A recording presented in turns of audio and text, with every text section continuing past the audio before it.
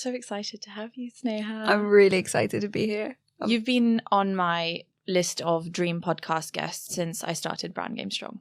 I mean, I've wanted to be on Brand Game Strong since you started it because I love your whole sort of the way you sort of represent the South Asian space. I think it's phenomenal. So it's my honour. Oh, thank be here. you. It's so good to have you. I'm really happy to be here. How are you? How's your week been? It's been quite nice. Yeah, I've spent a lot of time with my family. So yeah, can't complain. It's been a really nice week. Yeah, did you have a good Easter? Yes, it was lovely. Again, just spent a lot of time with my family, saw a few friends, just fed my soul. So, really, really good. It's what so about weird you? seeing you after so many years. I think the last time I saw you probably was at uni. Probably in the library. Yeah. It was a very long time ago. So Yeah. this is really refreshing to be able to like connect with you. And I think it's also just been nice because in a weird way, like obviously social media has its like downsides to it, but the great thing is we've stayed in touch through social media, right? Like I've watched you through your different ventures. I've watched you sort of like, just your life unfold. And it's I felt still connected to your journey, even though we haven't seen each other in years, like you said. So I think that's a huge plus from the social media end, I guess. Yeah, I absolutely feel the same way. And I think I've said to you as well, I think I've always been like a big admirer of you and your work, even before you were doing calligraphy, to be honest. Even in uni, I would always look up to you. But also, I feel like when you did start embarking on your calligraphy journey, which we'll speak about in a second, I was so mind blown because your work was so, I guess, rebellious in a way. It felt different. It felt so unique. I don't think I knew anyone else doing the combination of things that you were doing and doing so well and so graciously, and also like had no idea you were so good at this as well. Yeah, so it's been amazing also watching your journey and just feeling really inspired by you. Like I remember very particularly in lockdown times, and I think I messaged you about it as well. I was very drawn towards art and I was drawn towards creativity, and I started pursuing my own creative like little ventures and stuff. But you were very much someone that I saw your stuff and it just made me feel happy. It kind of got me through lots of difficult times, and I don't think I'm the only one when I say that. So thank you for doing that for me during lockdown, and I don't think I'll forget that. So yeah, and it's hard because I guess when you are doing this work, like we said, do you even realize the reach that you have? No. Yeah. To be honest, I think it's quite similar to what you said initially. When you put yourself out there, you're being quite vulnerable, especially when you're putting yourself out there on social media, right? You're basically putting yourself out there to the world in a public view. And I remember when I started my page, I started it in secret. I think I only maybe told my husband. I didn't tell anybody else. I didn't even put it on like my main like personal Instagram page because I was kind of like, what if people laugh at me? And I think that was I put it out in a massive state of vulnerability, but I knew, I don't know what drove me to do it, but I did it. And I think it was getting those little bits of feedback from people where they were like, oh, I actually really enjoyed that then spurred me on to create something more. And it kind of then snowballed. But now when people reach out to me and say things like, oh, I'm inspired by your journey, or that you inspired me to learn calligraphy, you inspired me to pursue my second hobby, or anything like that, it makes me feel good because as with everything, I have my down days, even with paint pots and quills. And I think it makes such a big difference hearing those stories or having those people reach out because it makes it meaningful. Tell me about you. What do you do? Because we've kind of touched on it, but I want you to say it in your own words. So I'm a doctor. I'm currently training to be a neurologist, and I am also a calligraphy artist. Okay. And you're killing it in every area of life. And also just being a generally nice, lovely person, which I think is just like the cherry on top of anything, right? Whenever you see people who are talented, and it can be quite hard, I think, in the social media world to also know who, you know, what intentions people have and that kind of thing. And over time, I feel like intention comes through. And I think me having followed your calligraphy work and just known you over the years, you can tell that it comes from a genuine place and that you are just trying to put something out there that hopefully might help people, but it helps you. And I think when it comes from a place of like, it helps me, then it automatically will help others. But it's amazing that you have a full-time career in medicine at the same time. I want to ask you a lot about what drove you to go into medicine and how that journey has unfolded for you. But I want to take it back a step and ask you a little bit about when you were a baby. So tell me a little bit about where you grew up and what is your cultural heritage? What was your relationship like with your roots growing up? So I'm Indian. I'm South Indian, Tamil.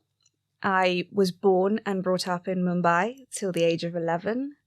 So my family, whilst we were all South Indian Tamils, we lived, I think for a couple of generations, we've lived in Mumbai. So I think anyone that understands the South Asian sort of culture knows that there are micro cultures even within, you know, pockets of India. So I grew up with that sort of Maharashtrian influence, you know, learning Hindi and Marathi, but also being very, very grounded with my roots in terms of like Tamil as well. My parents and grandparents have always been like a huge part of my life. And now that you're prompting me to think back on my childhood, actually, my childhood was beautiful. I, you know, got to really experience that sort of very true sort of Indian experience in the sense, you know, my childhood was full of like Parle G and Maggie and, you know, all the things that we now look back with nostalgia. That was my childhood. So I couldn't be more grateful for it. And I wouldn't ever want to change that because it was one of the best things in my life. When I look back at my childhood, that's my happy place.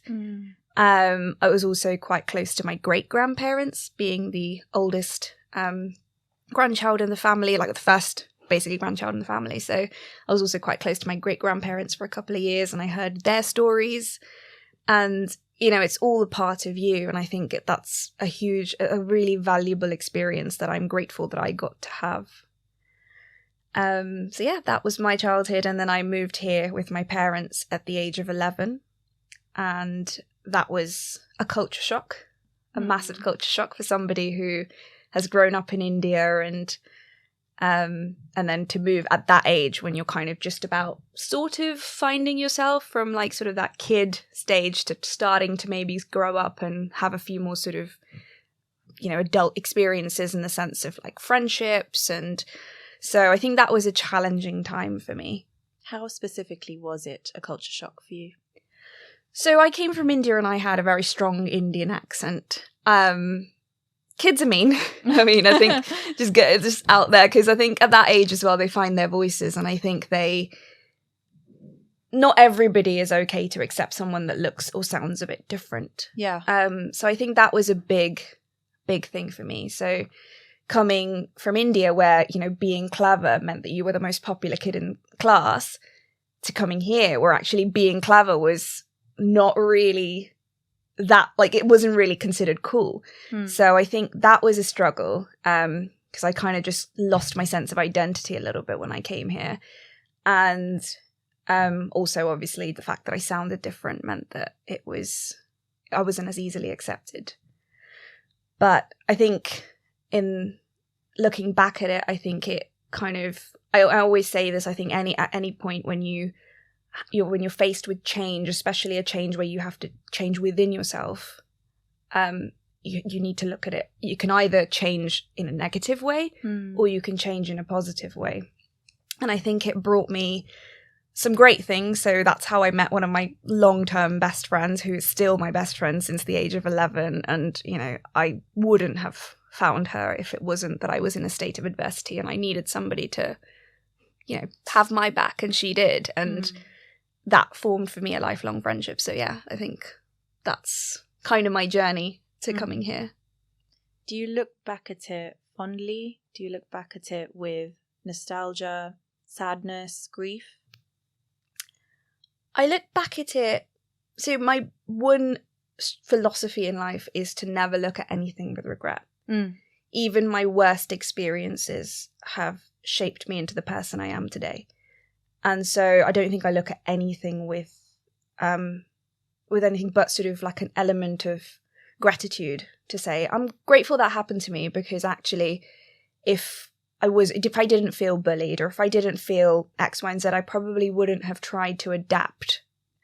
And if I didn't adapt, then I wouldn't have had the ability to adapt and change that I do today. Mm. So I think all of those experiences are a key part of who I am. So I would never look at any of them with any negativity. Mm.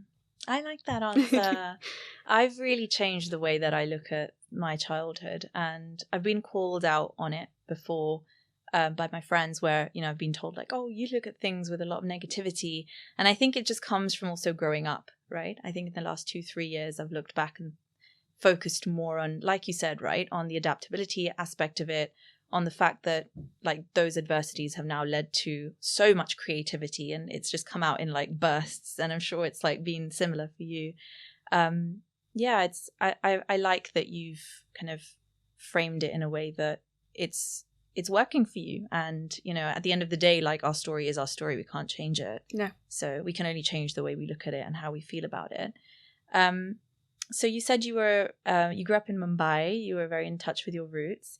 Do you go back? Did you go back quite a bit growing up? Yes. So I used to go back. I think we used to go back every year. Sort of summer holidays, where we'd go back, see my grandparents. Most of my family's in India, so would go back for that reason, and it would always be like my favorite time of year. I haven't been back as much as I would like since the pandemic, and hopefully I'd be able to change that. But I did go back literally before the pandemic hit, so that was the last time I went back, and part of my heart will always be in India. What's it like being a South Indian who grew up in Mumbai? I think I see it as the best of both worlds, because I'm obsessed with like street food and chaat. Like I can literally I can eat it every single day for the rest of my life if you tell me that's what I have to do. But I also love South Indian food, like dosas and idlis. And so, you know, when I'd go out with my friends, I'd be able to like go and have street food, and like the authentic street food, like the place where it all came from. And then to be able to come home and still have like, you know, I see it as the best of both worlds. I have friends from many different sort of, you know, subsects of India in essence, and I think it's all kind of enriched my childhood and continues to enrich my adulthood. So I think it's best of both.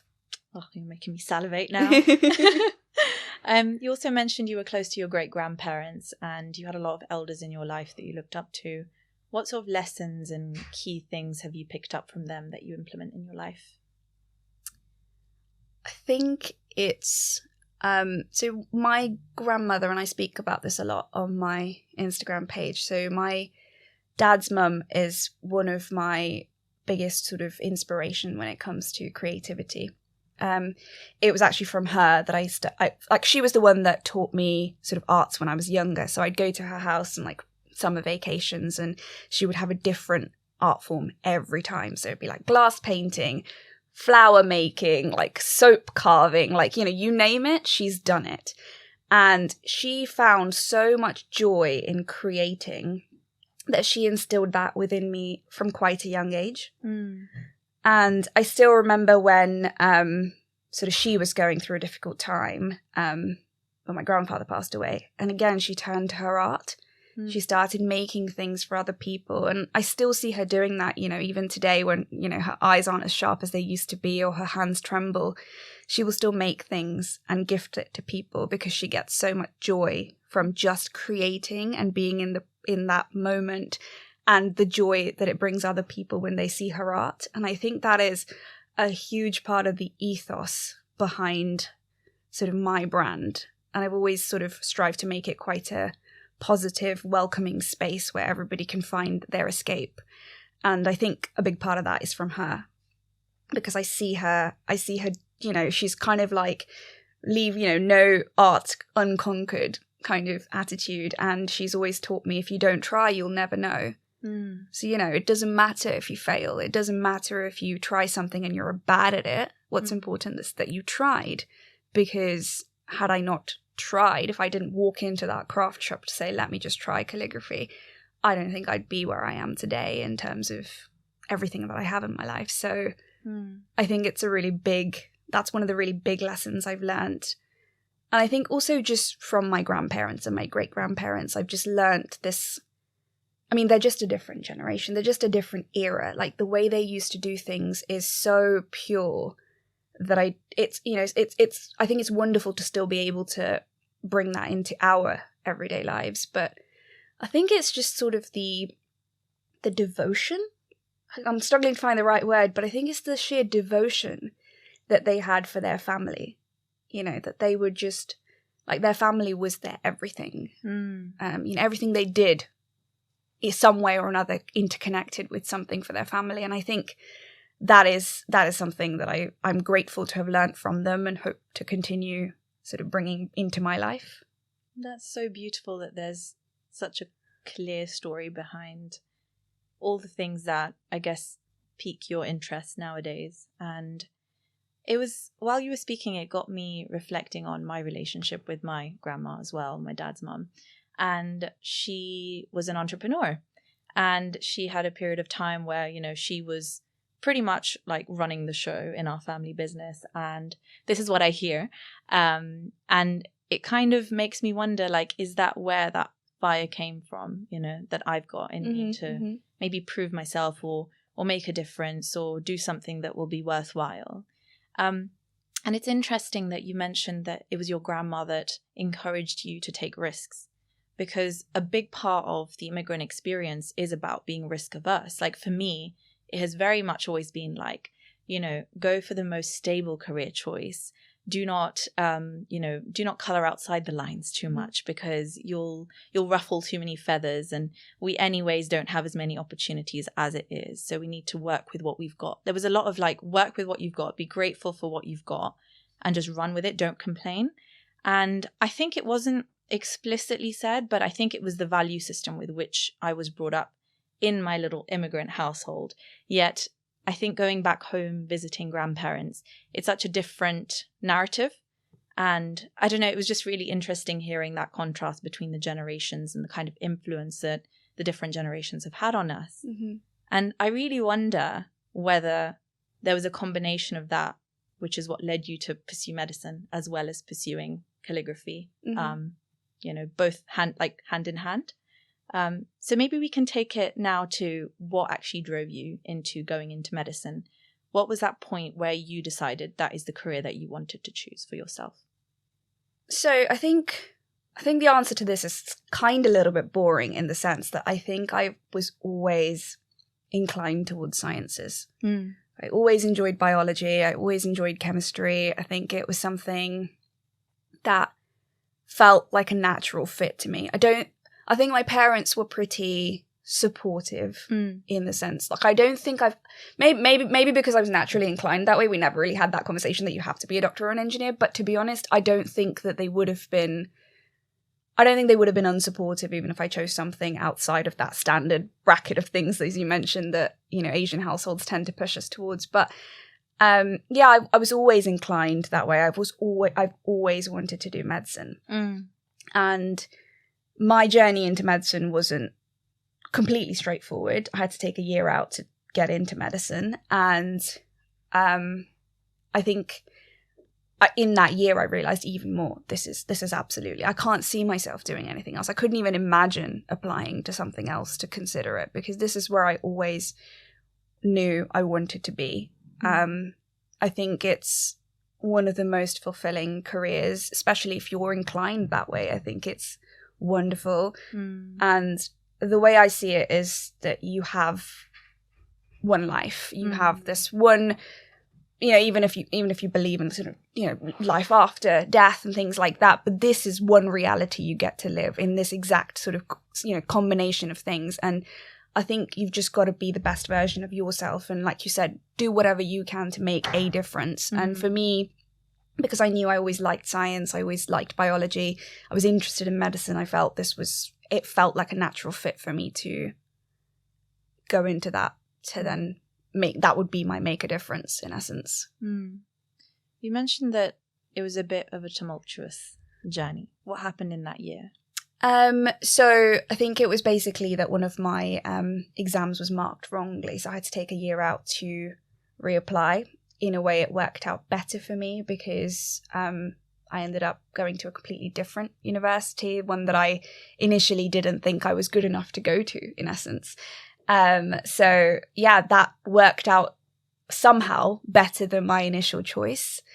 I worked the hardest I've ever worked, and I think I surpassed everyone's expectations that year. I surpassed my own expectations because I gave it so much that, you know, I went into it and there was no way they could turn me down. Like, you know, I was like, I'm going to go back and I'm going to show them grades. I'm going to show them marks that they've never seen before. And I'm going to really kind of make a difference here.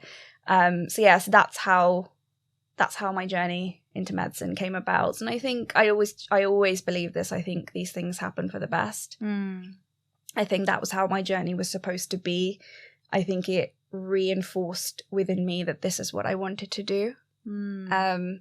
And I use that as a story, like for other people that are applying or have been deterred to apply, or for whatever reason it hasn't worked out. I've always told them, you know, this isn't the end of the road. There are many more avenues, and just because you've not gone down the standard path doesn't mean there's not other paths that lead to that same destination.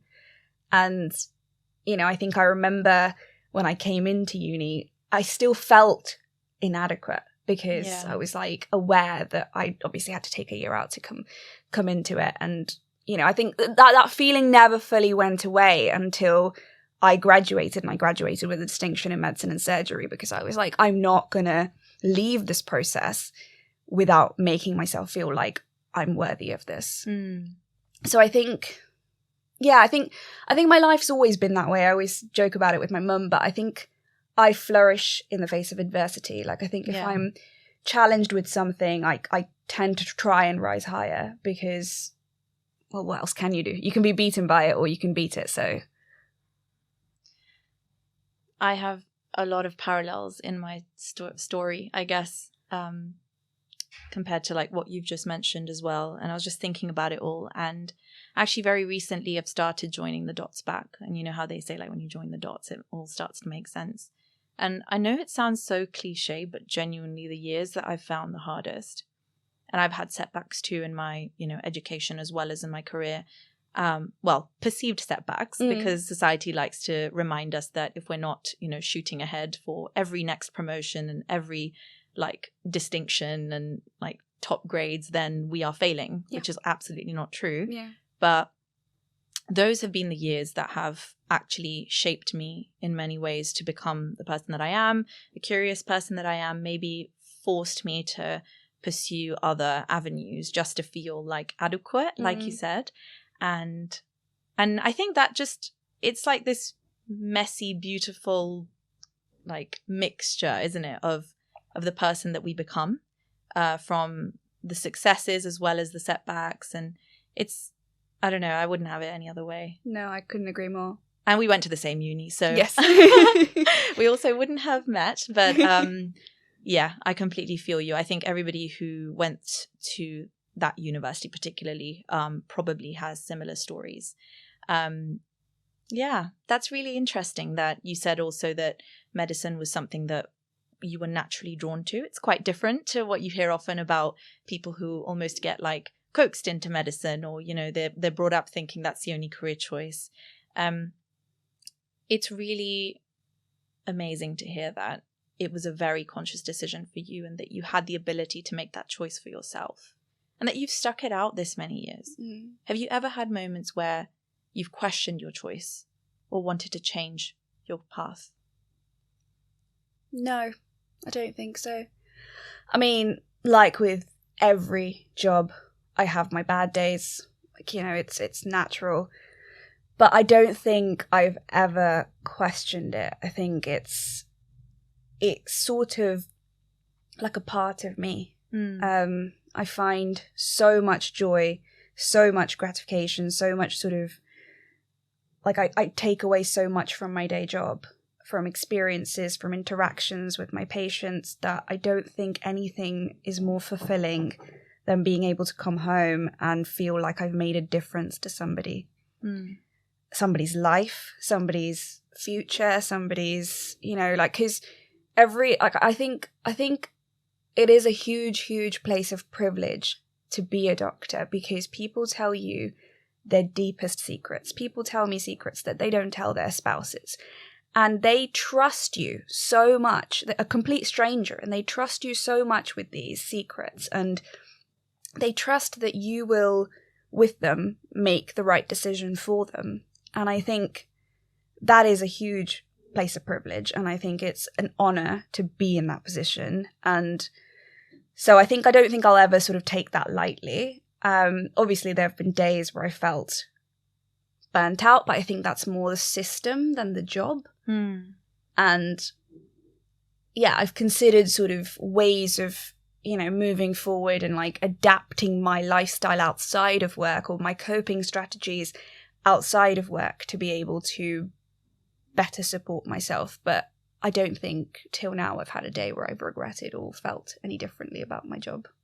What's been the hardest moment in your career as a doctor?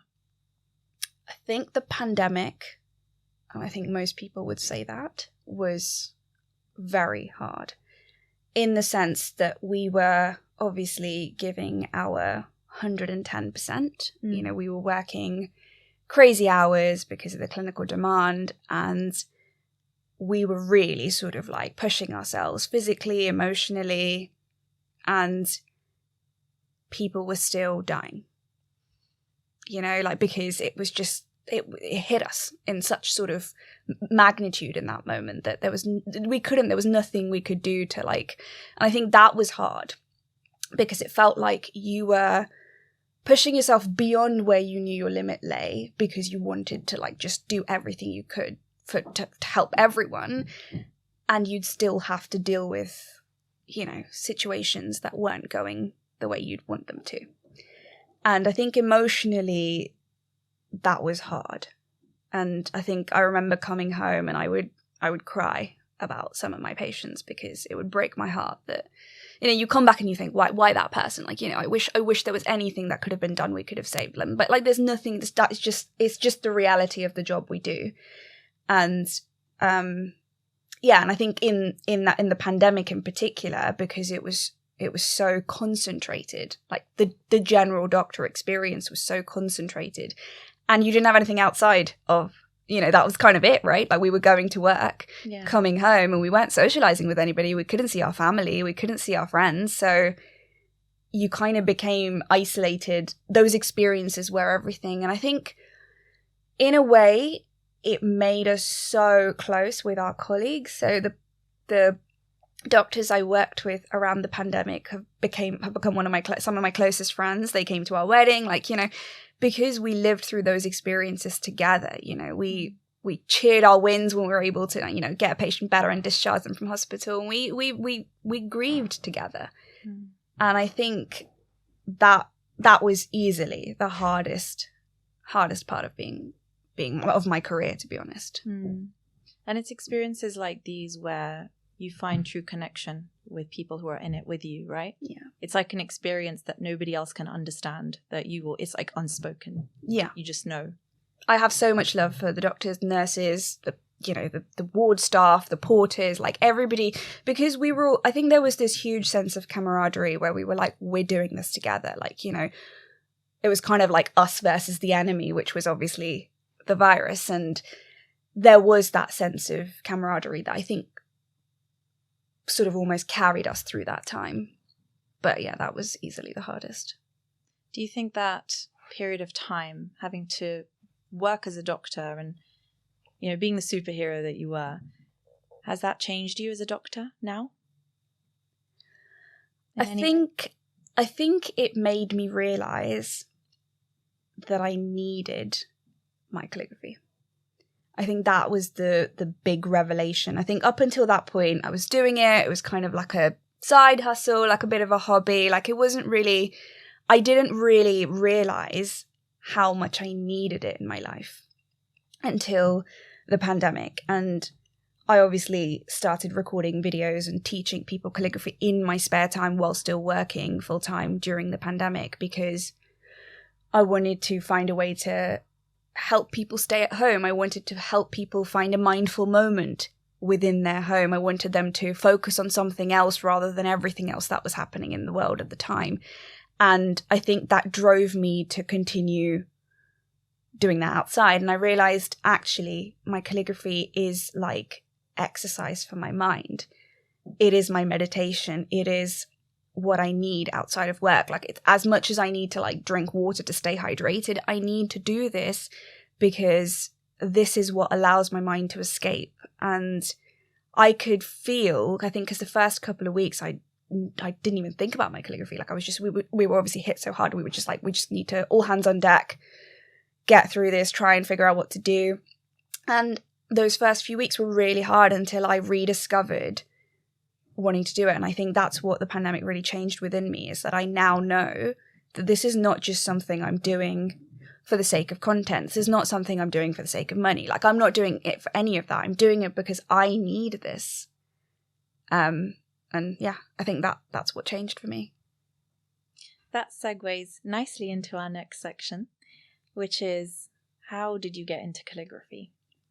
So I started learning. I was always kind of inclined towards it. I was always like intrigued by it, but I never really had the motivation to do it until a friend of mine was getting married, and it was in my year out where I was traveling, and she said, "Oh, will you help me with my wedding invitations?" And I thought, okay, well, this is a good a time as any for me to potentially try that calligraphy thing that I've always wanted to potentially learn. And I just went into a craft store, bought a kit, and started learning off like YouTube tutorials and like copying other people on Instagram. When I just watch the way someone wrote their A and like write it myself in like my little journal. And then over time, I just kept doing that. I created my own little alphabet almost of different ways to write different alphabet. And I started doing it more and more to unwind. And that was obviously during my year out. And then I kind of did it for my friend's wedding, and that was kind of really it. And then I started a new job. So I just moved. So I'd moved from Southampton to, just North London-ish. And I started a new job, and everything was new. It was a change, new people, new role. And I started feeling that stress again. I was really kind of like struggling to find something that could help me focus, that could help me sleep at night. Like, I was, starting to have a little bit of built up anxiety with all this change. And so I tapped back into my calligraphy at that point, and I started just, I'd try and make it sort of build it into my nighttime routine. So I would switch off my mobile phone. I would just, dim the light, and I would just aimlessly write words or alphabets. And I would do that until I would start to feel sleepy. And then I realized that I was sleeping better. I wasn't having nightmares. Like, I wasn't waking up in the morning with like some sort of dread, because I think your subconscious is the most vulnerable as you're falling asleep. And I think that's why it's really important to, have positive things in your mind when you're going to sleep, because that is what your subconscious rides with through the night. And then that's what you wake up with in the morning. So I think it's a really important part of sleep hygiene. And I think I built it into my life in that way. And then kind of thought, maybe I'll just start a separate Instagram page just to kind of put my work out there. And started doing that. And then I still remember the very first time someone contacted me to say, would you do a commission for my wedding envelopes? And I was like, oh my God, somebody wants me to do their wedding envelopes. Like, they actually look at my work and they want me to do that. And I remember it was like the biggest win at the time, because I was like, somebody actually wants me to like do this. They're trusting me with this. And yeah, that's how it all began. You then went on to work on some really cool projects, and I'm just going to name it because I know you probably won't, but I have seen you work for massive brands that I really love and use myself, like Glossier, Diptyque. You've worked for Dior, you work for Armani, and you've also been the official calligrapher at Cannes Film Festival. what the hell? How did you imagine that you would work with these brands ever? How did it happen? When did the first one kind of come about? And did you pursue it? Did it pursue you? Tell me everything. It was a combination. I think I did an event for Oliver Bonus a while ago, and I just kind of connected with someone that worked there. Happened to mention, by the way, I do some calligraphy. And they were kind of like, yeah, we're having this launch for this spring season collection. Why don't you come along? And again, I was kind of like, it happened that organically kind of. And I went for their spring summer launch and I met loads of their influencers, and it was an event that really connected with me and my brand as well, because I was writing affirmations and I was writing positive quotes for them to hang up on their walls. And I'm still really good friends with a lot of people I met that day. And it was I realized when I did that I was like, I love this. Like, I'm a people person. Even obviously I deal with patients in my day job, and I love interacting with people. I love meeting new people. I think it enriches your life in like many ways. There's so much to learn from everyone that you meet. And for that reason, I absolutely love this event. And then it kind of was a bit of a slow kind of, nothing really was happening. I was, exploring avenues. I was creating things, putting them out there. But again, I wasn't really expecting anything out of it. And I think the good thing about doing this as sort of like a secondary thing at the time was that I was never looking at anything and feeling failure. So if a post didn't do well, I wouldn't feel like it was failing. I would just look at it and think, oh, it's got 4 likes. That's 4 more than I was expecting it to get. So I would look at it, I would look at the success. And I think that mind frame, and I do think having a positive mindset is a big factor in your life in general. And I think I never looked at it with any negativity, and I think that really helps. Cans happen in the weirdest way, because I got an email from someone who'd seen my post. I think they'd seen a hashtag on my post. And I got this email to say, we're looking for a calligrapher at the Cannes Film Festival. It was like really last minute. I think potentially their calligrapher had dropped out at the time. And it was literally like, we need you here next week. We'll fly you out, pay for expenses, give us a quote. I was literally just like, give you a quote, like for 1,000 place cards. Like, I don't even know where to begin. Like, I literally was just like, I felt like a fraud. And I also initially was just like, is this a scam? Are they going to kidnap me? And I had 2 of my friends actually come with me to Cannes, because they were like, we'll come as your entourage to make sure, nobody's going to kidnap you.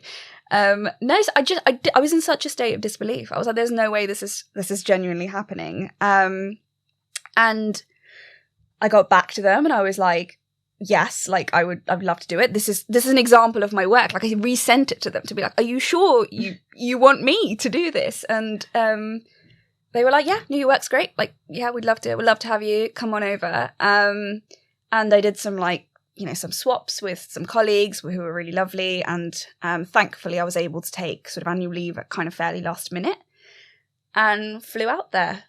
And it was intense, because even today, if you told me I've got a 1,000 place card job, like that's like 2,000 words to write in like a couple of days. That's a lot of writing. And for somebody I wasn't an experienced calligrapher at that point. I was I'd started out, and I was, I guess, good because they'd clearly seen my work and they thought it was good enough. But yeah, I went out there. I was like, this is going to be scary and this is going to be the craziest thing I've done. But like, I'm just going to go out there and give it my best. And I formed some really lovely connections when I was out there. I gave the job like my 100%, maybe a bit more, because I was so grateful that the opportunity came my way. And I think that paved the way for them to want me back for the like subsequent years, because I think that's a big thing I say to people who are starting out, is like, getting a client isn't the end of the road. It's getting that client to come back to you. That's what's important. It's to create that experience for them where they feel, you know what, this fits seamlessly with what we want. And and I think that's how it happened. Since then, I think a lot of brands have found me again. I think Instagram's a really powerful marketing tool if you use it right. and, you know, putting your work out there, being able to do it in a way where brands can see themselves working with you almost makes a really big difference. Something I'm really mindful of is I only work with brands who I personally use or like. And I think the reason I do that is because I am their target audience. So in doing that, it means that my aesthetic and their aesthetic just naturally match. And I can connect with their audience quite easily because, you know, they're all probably like-minded people like me, and also connect with people that work. So if someone's working for a brand, they generally tend to sort of embody that brand's values or ethos. And I think, so again, it's just a seamless process in terms of working with the team within the brand as well. And I think, yeah, that's how it's kind of just snowballed into where it is today. That is awesome. You mentioned using Instagram correctly.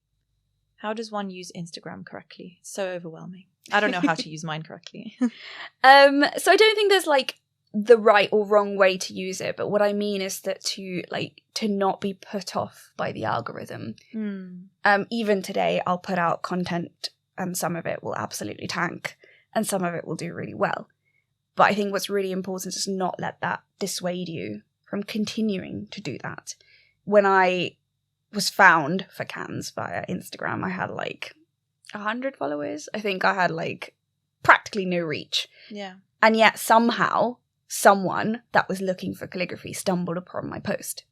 Was that the intention with which I put it out there? No. But it taught me that I needed to not look at it and think, you know, like I said, oh, it's only got 4 likes. It's got 4 likes, but actually someone from the Cannes Film Festival saw it and liked it. That means more, you know, in terms of, so I think it's that. I think it's a really powerful tool. And I think making your Instagram space resonate with your own brand values and ethos, I think is a really important thing to do. I try and do that in terms of both aesthetic, but also in terms of the content I put out there, the actual, you know, the wording and the message behind the content I put out there as well. And I think in doing so, I make my space within, you know, Instagram kind of my own. And I think that's what I probably mean by, so if somebody stumbles upon your page, they can, by looking at it for a couple of seconds, can already understand what you are about as a brand. And I think that in itself is quite a powerful marketing tool. Since the time that you had 100 followers and got found by Cannes, you have more followers now. And times have evolved. Do followers matter? No. I've always said followers don't matter. Followers are a bonus. I think having an engaged community matters. So even within those followers, I have some really meaningful connections with some of my followers. Like, you know, some of them have shared their fertility battles with me. They've shared their griefs with me. They've shared their, like, in their wins with me. And I think that's more important than having like a number of followers. And I always say this, you can't go into a bank and cash your number of followers. Like, it's meaningless in the grand scheme of things if it's not going to be an engaged community that's actually engaging with your brand. And especially considering I was found for Cannes at like 100 or 200 followers, I think that in itself is telling that the number of followers doesn't matter. It's the quality of your work. As long as you're happy with the work you're putting out there, you feel it represents you both as an artist and a brand, I think that matters more. And people will come. Like, followers, literally, sometimes the difference between one artist and another is a post that went viral. Yes. You know? And if today I'm at the same number of followers as another artist of any variety or another Instagram account, and, you know, my post went viral, does that mean tomorrow I'm suddenly a better artist than the person I was at the same peg with yesterday? No. It is just a combination of luck and, I guess, a bit of hard work. But I think if you pin your success or even your happiness based on the number of followers, there is no, like, the number is like kind of infinity, right? Like, how many Instagram accounts exist, including all the bots and whatnot? So, you know, where are you going to draw the line? So I think that's really important. I understand it's easy for me to say that here. I do have days where I think about it and I think, oh, that's not gotten many views, or this has not gotten this many likes, or so-and-so has got more followers than me. But I try to check that voice in my head quite quickly. I think it's important to let that voice talk. Yes. Because I think in doing that, you're kind of comparing yourself with somebody else. But if you don't have somebody to compare yourself with, you don't know what else you can achieve, right? So if you're comparing yourself with somebody else, that's not a bad thing. That's fine. But as long as you can then use that as motivation to plan your next goal. Yeah. And I try and do that every time I feel that way. Every time I feel like, oh, actually, I wish X, Y, and Z was different with my brand, I will sit down and I'll redo my vision board. I'll redo my goals for the year or something. I'll be like, actually, I want to do this. And I think that gives me something else to focus on than those numbers. A few things spring to mind. I think the first is that the human brain is very numbers oriented. Platforms like Instagram, TikTok they employ, people who understand the brain, and they employ people who will help design those algorithms in a way that make us stay hooked and wanting more.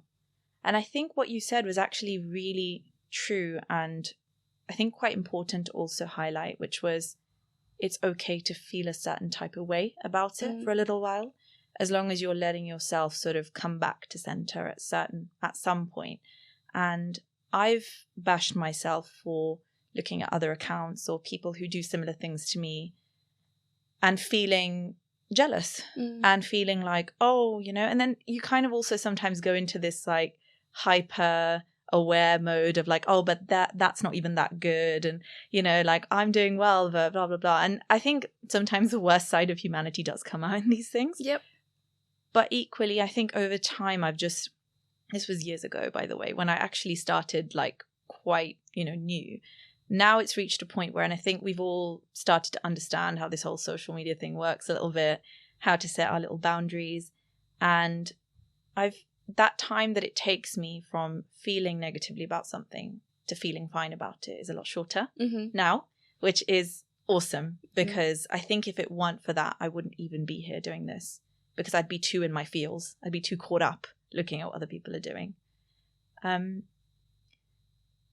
When it comes to personal relationships, I don't know, we went to the same uni, we might have similar types of friends, but I have a lot of friends who aren't on social media. And I have a number of creative outlets, and some of them I have been made fun of for a lot among my friends, not in a malicious way, but just in a very, let's just bring you back down to earth kind of way. Like, this stuff is fine. But people also just like to remind you that you're doing something differently, right? And I think for a while it got to me. My relationships were maybe put under a little bit of strain because I was putting myself out there. And I got caught up in my head a lot about it. Again, this was a few years ago, but I want to ask you whether you experienced anything like that when you started putting your calligraphy work out there and your page started growing. To be honest, there were probably undercurrents of that. I think you're right. Like, anyone that starts anything new, especially when it's in its initial stages, or if it's not doing as well, or somebody that just doesn't get it, it's inevitable for them to be like, okay, that's a bit cringe, or like, that's a bit, what are you doing kind of thing. I think it was the reason I actively didn't share anything about my calligraphy page for a very long time. I think the first time I shared it on my personal page was when Oliver Bonus themselves tagged me. Okay. Because that felt like a stamp of validation. Not that I needed it, but I felt like, okay, now I can go and share it on my personal page because look, like a brand's working with me. But, even now saying that sounds really childish because I'm a different person even now than I was back then. And I think keeping that, like almost protecting it, like it was something so valuable to me, and keeping it I didn't share it anywhere. People found me, like obviously it would come up on somebody else's page and they would then choose to follow me. And I used that as a way to say, actually, if you're choosing to follow me, then I'm assuming you support what I'm doing. Yeah. And I've always kept it that way. I think even now I don't really share my Paint Pots and Quills page that much on my personal page because I just think I like to have it as my own space. I like to have people there that understand what I do, that like potentially are inspired what I do, but potentially are like feel like they found a piece of themselves within it. Yeah. And I think that's really important for me. I think protecting my space is really important. So I don't care if somebody thinks it's lame or somebody thinks it's ridiculous, because, and I strongly feel that success is like the best way to shut those voices down. You know, if somebody says, oh, that's a bit of a lame thing to do, or can't believe, like, you know, there's even a market for it, whatever, talk even higher, like, you know, shine even brighter, because there's nothing you can do in life where you will have everybody's approval. Yeah. And I think I learned very early on that as long as I continue seeking that, I would never have the courage to pursue other things. It's true. And if I'm always looking for other people's approval, then I'm not really growing. You know, sometimes you've got to do something for you and not care. Like, you know, it's like what they say about, you know, kids, you know, when they're dancing or they're like painting or whatever they're doing, they don't care what you're thinking in your mind. They're doing it 100% for themselves because they find joy in doing that. And I think as adults, we take ourselves too seriously. And I think we take other people's opinions of us too seriously. Yeah. And the way I see it is, if I haven't invited somebody's opinion, I don't care about it. So if I've not openly gone to somebody and asked for their opinion, if they're just giving me their opinion, I'm kind of like, I respect it, but I didn't ask for it, so I'm not going to let it get me down. And I also don't take criticism from people I wouldn't go to for advice. That's amen. You are a South Indian in the space of calligraphy. Do you ever think about that? What's representation like in this space? Is there enough of it among South Asians and South Indians specifically? I think, you know what, that's the one thing within the art space I don't think I've ever thought about. Because I think as an artist, people look at your art, and that's almost like a sort of barrier in between that and your skin colour. And I do think there's a lovely representation of, I think the community and this particular venture, I guess, like, you know, calligraphy, art, whatever, it is open to anybody. There is no hierarchy you have to climb. So I've never personally experienced any sort of discrimination in the space at all. And I think there is a really good representation of people. I know calligraphers of, like, I've come from a variety, like all you know, all walks of life, all skin tones, all colours, like just from different parts of the world, and they're all flourishing in their own way. And I think that is what's really beautiful about this community. And I think it's also really wonderful as an artist, because I don't think anybody looks at anything beyond your art sometimes as an artist. And I think that's a really like safe space to be. So I know I don't think I've ever even thought about it until you asked that question, which I think is a promising thing, because I don't think I've ever considered that it's a deal, I guess. Have you ever used your art to hide any form of insecurity or lack of self-worth? I think I use my art sometimes as a reminder for myself. So I post a lot of quotes, words in other beautiful languages, and a lot of the times when I'm posting something out there, it's usually a message for myself. It's usually like an affirmation or a reminder for myself to say, no, snap out of that insecurity. And I put it out there because, again, I believe if you're going to be doing this, you need to be vulnerable in that. You need to be able to share something openly so that somebody else can also feel seen. So yeah, I think I do channel sort of any negative emotion into my art sometimes to try and make it into something more positive. I love that. And I love that you have that for yourself. And I really feel like everyone deserves to have an outlet. I think when you've got an outlet, and the way that you described it as it's something you need, not just something you dabble in anymore, I sometimes feel sad when I see people who don't have that necessarily. And you can almost see, you know, that you were there before you had your art.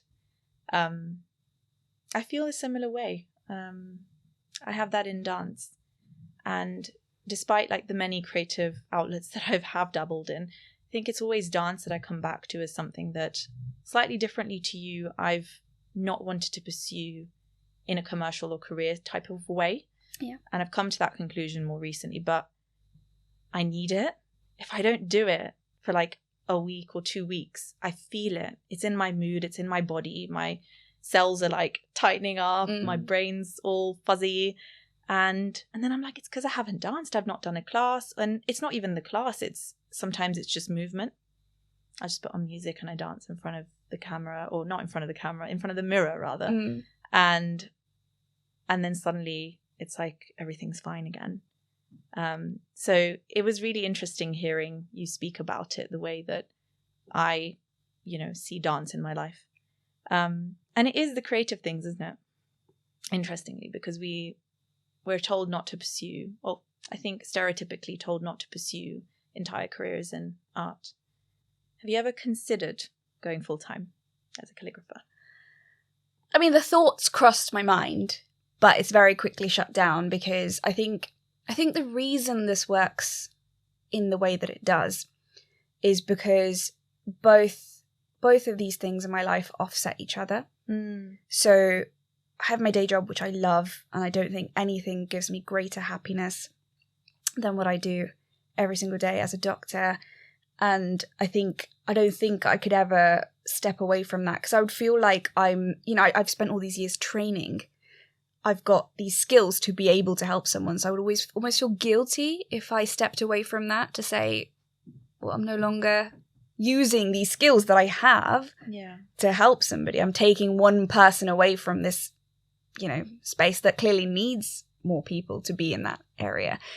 So I don't think I could ever go full time with my calligraphy. But I also think one of the reasons it works, because I never intended for the calligraphy to be commercial. My intention was kind of just to have an experience that is so different to my day job. Yeah. I wanted something that was my baby, that was like completely my own, where I didn't need to answer to anybody else. I didn't need to like dictate the direction it was going in. And I think if I went full time with it, I would feel failure if something wasn't going the way I wanted to. Like I would feel negative emotions towards it. Whereas right now, the way I see it is anything good that happens is a bonus. Yeah. Because I'm doing this and I'm creating this work. Like, you know, a lot of the content that I film or the videos that I do, I'm doing that anyway. Like I'm writing that word in that moment at home anyway. And then it's just a bonus that I posted out, or somebody likes it, or, it's everything else that happens is sort of a bonus, is the way I see it. So I think they work really well to complement each other, but I don't think one could work without the other. Now that I know what that's like, I think it would be really hard if I had to give up one or the other to pursue the other one. What's the most memorable word or name that you've written? Most memorable. I don't know about the most memorable, but the one that's like my favorite to write is Sarah. I love writing the name Sarah. I think it's a beautiful name, and I really like the way it looks when I write it, and there's so many variations in the way I can write it, and that's been the case ever since. Like even when I first wrote calligraphy, like that was one of the names I was drawn towards, and even now, like when I do samples and stuff, like Sarah is like my go-to name. But it's probably that. That says so much about you, Sneha, because you have written Leo DiCaprio, you have written Naomi Campbell, and she goes for Sarah. I actually didn't think about any of those names. I genuinely thought that is the prettiest name that I always love writing. It's my default. But yeah, probably now that in hindsight you mentioned those other names, there are obviously other names that I've always been grateful to be able to write. Because I'm like, this person's going to be like so close to this place card. But yeah, no, it's probably still Sarah. It shows your humility. For anyone struggling to find what they enjoy doing, what words would you share with them based on the experiences you've had so far? I'd say try anything that you have an inkling for. like, if you have a slight curiosity that you want to try something, try it. Like, as long as it's not going to, like, cost you thousands of pounds, like, you know, as long as you're not going to, like, invest. I mean, and even if it does, like, if you think you're going to get some sort of experience out of it, this life is just about experiences. Like, you know, at the end of the day, we will all be stories. And it will be the moments we collected that would mean something to us. That is really the currency of this lifetime. So I would just say anything that you're even slightly inclined to try, just go for it. You may just find that it changes the way you cope. You may find a little bit of happiness from it. You may find anything from that. You just don't know if you don't try. And I think that's probably the simplest way I could put it. You're right. We are a sum total of the little experiences that we go through in life, aren't we? Final question for you, Sneha. What do you have strong game in? I have a strong game in making a cup of tea. A really good masala chai is probably where my strong game lies. I think there's very little in life that a cup of tea doesn't solve. And yeah, I think that would be what I have a strong game in. Would you share your recipe? So my mum uses, so the standard stuff, obviously, a crushed cardamom, a couple of crushed cardamoms, some ginger, let that all seep together with boil it in a pan. It has to be in a pan with some tea bags. Any tea bag will do. I'm not fussy about that part of it. But the secret of something a friend of mine does is she uses crushed fennel seeds. Okay. Which adds a really different, like, if you don't like your tea sweet, like if you don't take sugar in your tea, that just adds that, like, hint of sweetness. Because I think masala tea can't be done without sugar, but obviously some people don't have sugar, which is fine. But the fennel seeds elevate the whole experience. And that's probably my secret. Love it. Now that I've told you, I'll have to kill you. I hope not. Thank you so much, Sneha, for sharing today with us, for sharing space, for sharing your stories. Your little tips and tricks. I got so much out of this conversation today. I'm secretly, my little fangirl is screaming because I have fangirled over you for years now. I'm just really, really grateful that we have had this conversation today. And I just want to thank you for your time. No, thank you for having me here. I think just talking through all of this almost feels like therapy, you know, like it's just, these are parts of me that I've kind of done without giving it any thought. Yeah. And so to put it all into words, to actually delve deeper, to understand why I've done all of this, it's been really eye-opening for me as well. So it's been a really, really lovely experience for me being here as well. Thank you so much. Thank you for having me. I can't wait to see all the awesome calligraphy that you're going to create and continue to do so. And I know I'd said that I've asked the final question, but do you have any dream clients or work that you want to put out that you're willing to manifest today? My dream client. Or just anything that you're looking to do next with Paint Pots and Quills. I think I would just really love to work on another event that has some sort of charitable motive. I think that's like my next big dream. Like, I would love to work on a big charitable event that is making a difference, and to bring my calligraphy to that. That would be what I would hope to manifest from this little couch. I hope that we're able to do that. But yeah, that would be my dream. We all heard it first here. And yeah, wishing you all the best with it. It's just amazing to see it unfold. Thank you so much. Thank you for having me.